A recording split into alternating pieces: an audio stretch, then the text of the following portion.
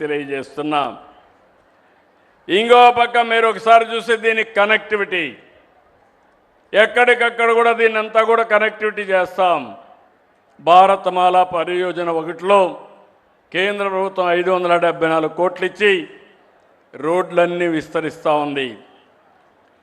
దీంట్లో Machilipatnam bypass road 2 lane నుంచి 6 lane చేస్తున్నారు. బీచ్ రోడ్ నుంచి ఏదైతే అవన్నీ కూడా ఎక్స్పాన్షన్ చేస్తున్నారు.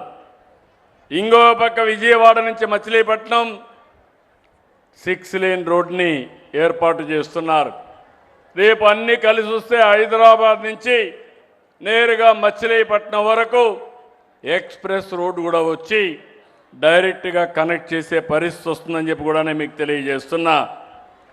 ఇలాంటివన్నీ కూడా ఇంకొక పక్క నేను ఒకటే మిమ్మల్ని కోరుతున్నాను, అమరావతి పనులు చాలా ఫాస్ట్గా జరుగుతున్నాయి.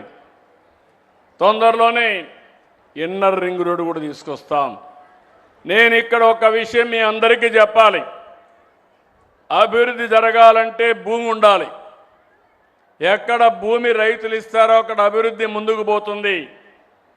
మీరు బాగా డెవలప్ అయ్యారు కాబట్టి ఇంకా ముందుకు పోవాలంటే మీరంతా భూమి ఇచ్చే పరిస్థితిలో లేరు. అమరావతి ఒక మోడల్. నేను ఆ రోజు అడిగితే 33,000 ఎకరాలు భూమి, 29,000 మంది రైతాంగం, ఒక్క పైసా డబ్బులు తీసుకోకుండా ల్యాండ్ పూలింగ్లో సంవత్సరం యాన్యుటీ తిరిగి అభివృద్ధి భూమి ఇస్తానంటే ముందుకు వచ్చారు. అదో గేమ్ చేంజర్గా తయారైంది. ఈరోజు అక్కడ అమరావతి రాజధాని వచ్చింది. వాళ్ళ దశ దిశ మారిపోయే పరిస్థితి వచ్చింది. నిన్న పక్కనే మళ్ళీ అడిగాను, ఫేజ్ 2లో దానికి 16,000 ఎకరాలు మళ్ళీ ల్యాండ్ పూలింగ్లో ఇస్తున్నారు.